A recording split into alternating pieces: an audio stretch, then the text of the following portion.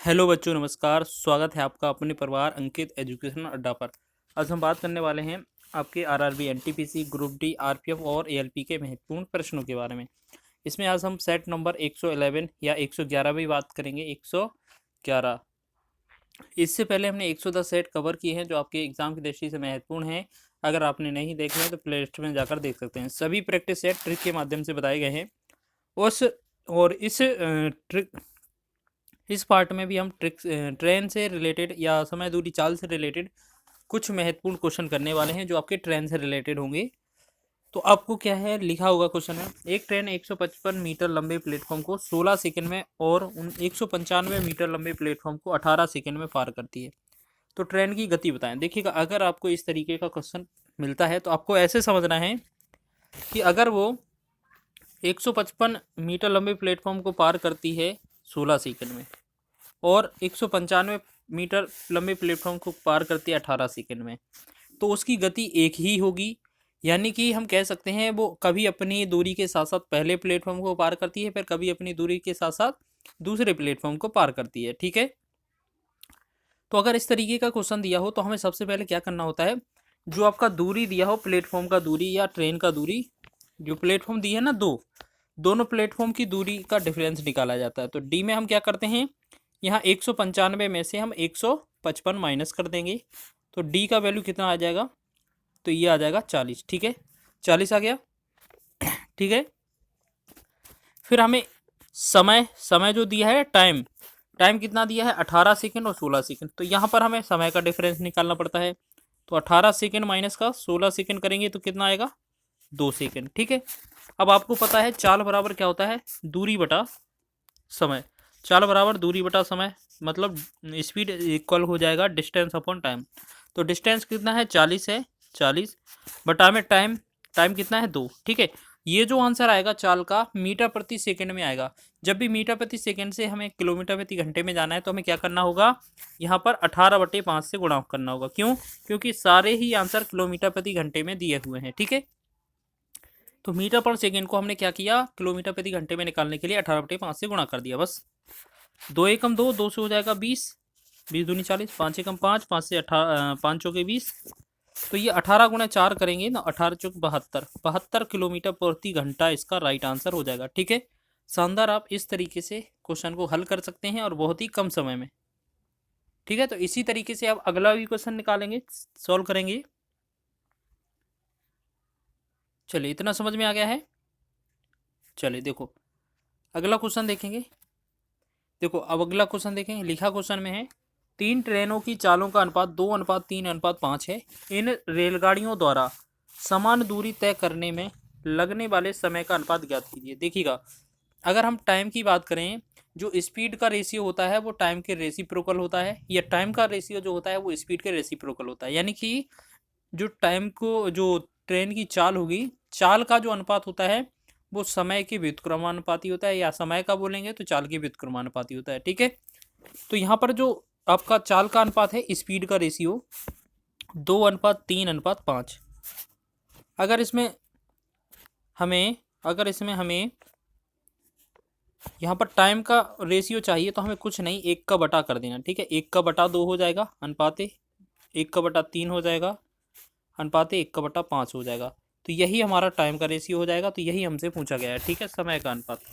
तो आपको पता है ना, जो आपका स्पीड होता है वो रेसिप्रोकल होता है टाइम की। आपने पढ़ा भी होगा समय। ठीक है। जैसे आपने समय पढ़ा, स्पीड पढ़ा ना, स्पीड बराबर होता है डिस्टेंस अपॉन टाइम। यानी कि ये टी जो होता है वो नीचे होता है, या अगर इसको एक्सचेंज भी करेंगे तब भी आपका ऐसा ही बनेगा, टी बराबर D/S। तो आपको सीधा याद रखना है, ये व्युत्क्रमानुपाती होता है समय चाल का। ठीक है। तो इतना समझ में आ गया है आपका, ये हो जाएगा। चलिए अगला क्वेश्चन देखें, महत्वपूर्ण क्वेश्चन है। चलो अगला क्वेश्चन है, स्टॉपेज स्टेशन को छोड़कर ट्रेन की चाल 60 किलोमीटर प्रति घंटा है और स्टॉपेज स्टेशन सहित ट्रेन की चाल 45 किलोमीटर प्रति घंटा है।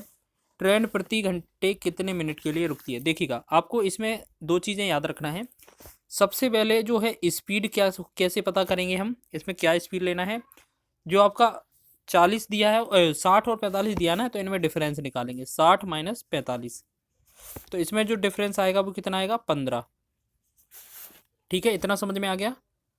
फिर आपको क्या करना है, यहाँ पर बिना रुके चाल भी देखनी है। बिना रुके चाल, बिना रुके का मतलब बिना स्टॉपेज के।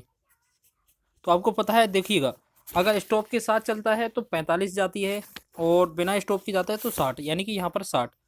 तो अगर यहाँ पर हमें निकालना होगा, तो यहाँ पर निकालना होगा तो हम क्या करेंगे, देखो सबसे पहले 60 लिखा है ना, 60। यहाँ पर कितना, पहले तो स्टॉप कितना रुकती है, 20 मिनट के लिए, सॉरी 15। 15, अच्छा इनकी चालों में अंतर कितना है, 15। 15 को लिखेंगे ऊपर, बटा में बिना रुके ही चाल आती है नीचे, ठीक है। उसके बाद गुणे में, इतना ही करना था बस, ये आंसर आता घंटे में, लेकिन आंसर मिनट में दिए होते हैं ज़्यादातर, तो हम इसमें 60 का गुणा और कर देते हैं बस, तो मिनट में आंसर आ जाता है। तो 60 से 60 डिवाइड हो जाएगा, तो ये बनेगा 15 मिनट हमारा आंसर, ठीक है। तो जो बस है वो 15 मिनट रुक रुक कर चलती है, बस स्टॉपेज की वाली बात कर रहे हैं कि कितना स्टॉपेज होकर रुकती है, कितने घंटे या कितने मिनट के लिए रुकती है। तो ये 15 मिनट प्रति रुकती है हर एक स्टॉप पर। अगला देखेंगे, नेक्स्ट क्वेश्चन है हमारा, लिखा है दो ट्रेनों की गतियों का अनुपात 4:5 है। यदि दूसरी ट्रेन 8 घंटे में 800 किलोमीटर की दूरी तय करती है तो पहली ट्रेन की गति क्या है। देखिएगा, आप ये क्वेश्चन बहुत आसान है, बस क्या है, बेसिक है। आपको बात करें, ये दूसरी ट्रेन है, मतलब स्पीड 2। स्पीड 2 कैसे निकलेगा, दूसरी टाइम का जो दूसरी ट्रेन की स्पीड कैसे निकलेगी, उसकी दूरी ऊपर लिखेंगे, बटा में समय लिख देंगे 8, और काट देंगे इसे, तो ये बनेगा 100। अब हमें पता चल गया कि जो S2 है हमारा, दूसरी ट्रेन है या दूसरी गाड़ी है, या दूसरा जो भी लिखा होगा, उसका जो वैल्यू है वो 100 किलोमीटर प्रति घंटा है। और हमसे पहली वाली और दूसरी वाली जो ट्रेनें हैं, इनकी चाल का अनुपात कितना था, गति का अनुपात 4:5 था। तो अब हमें पता है क्वेश्चन में जो S2 दिया है ना, ये दूसरी चाल का अनुपात दिया है, यानी कि हम कह सकते हैं 5 अनुपात का वैल्यू 100 है।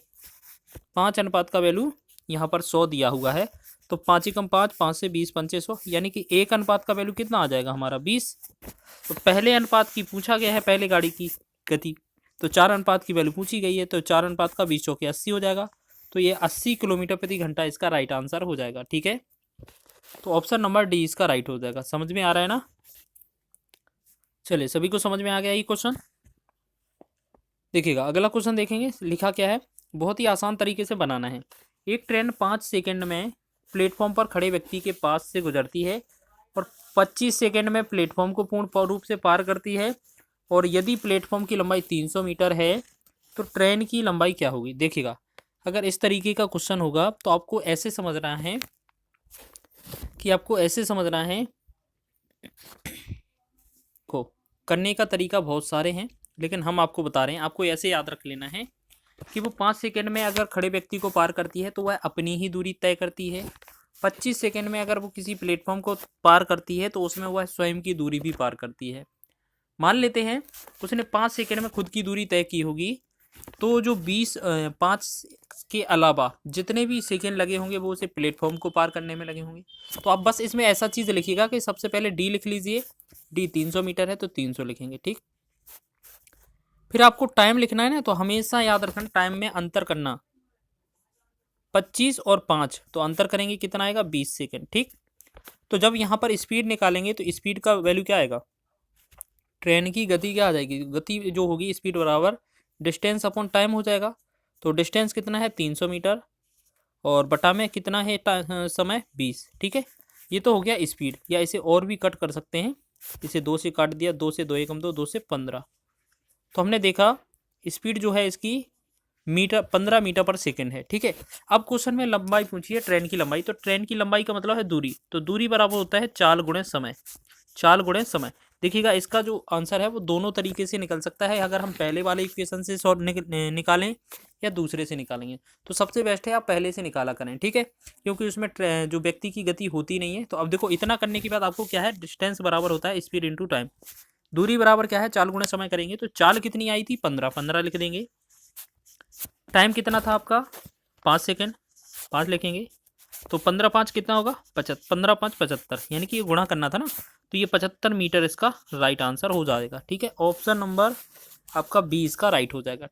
समझ में तो आया है ना। ये क्वेश्चन महत्वपूर्ण है और एग्जाम में पूछे जाते हैं। वीडियो अच्छा लगा है तो वीडियो को लाइक करें, शेयर करें, चैनल पर नए हैं तो चैनल को सब्सक्राइब कर लें।